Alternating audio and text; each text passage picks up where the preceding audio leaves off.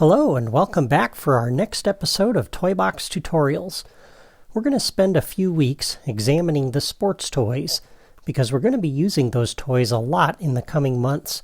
So today I want to give you a quick overview of the sports toys that are available in the toy box and what you can do with them. If you've played around in the toy box for any length of time, you've probably discovered the sports toys and thought that a sporting event would make a great toy box game. The Disney Infinity developers gave us a wide variety of balls and goals to choose from, and they even created some templates to make it quick and easy for us to get a game going. But you probably discovered that playing the actual game wasn't as much fun as you first thought it would be. The ball doesn't always go where you want it to, and you spend a lot of time chasing it around a large empty field. It would be one thing if you could have a dozen players in the toy box playing together, but a large playing field is a lot of ground to cover for just 2 players. And unfortunately, setting up teams of enemies or townspeople doesn't help because they prefer to fight the members of the other teams rather than playing the game itself. In fact, for the most part, they completely ignore the ball. But it is possible to make a fun sports game. You just need to be creative. And today's episode will help you with that. We'll get into the properties and logic connections for specific toys starting next week. But for today's episode, I want to share some basic tips and tricks for how to effectively use the sports toys. The first thing you need to do is decide what kind of game you want to make. Do you want to try to push a ball or a puck into a goal? Or shoot baskets? Or toss a football through a goal post? That determines the toys that you need. And keep in mind, this is the toy box, so you're not limited to recreating real sports. Feel free to invent your own game.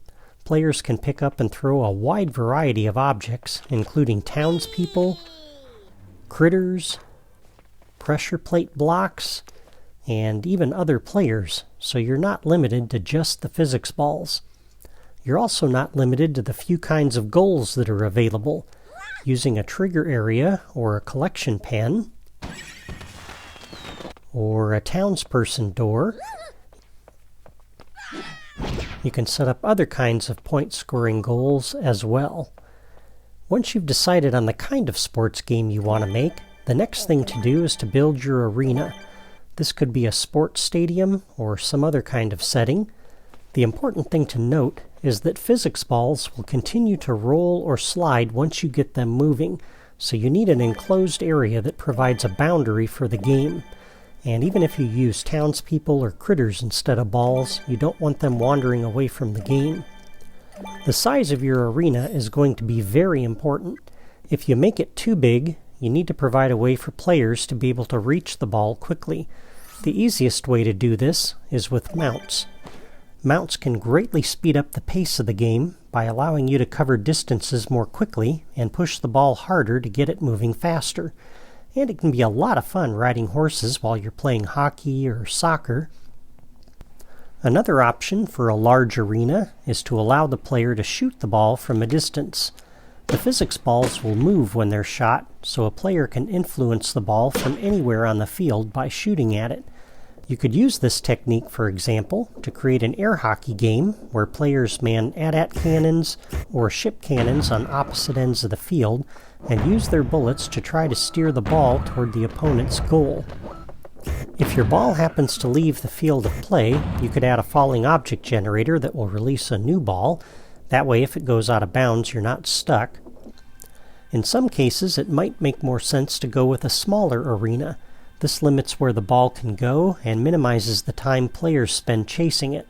I'll be using a small arena like the one you see here for the basketball game I'm going to build starting in next week's episode. After you've built your arena, the third step is to place your goals. The soccer goal works great for games like soccer or hockey where the ball travels along the ground. If you want to use the basketball hoop or the goal post, you need to provide a way to get the ball up into the air. Toys like the Super Cannon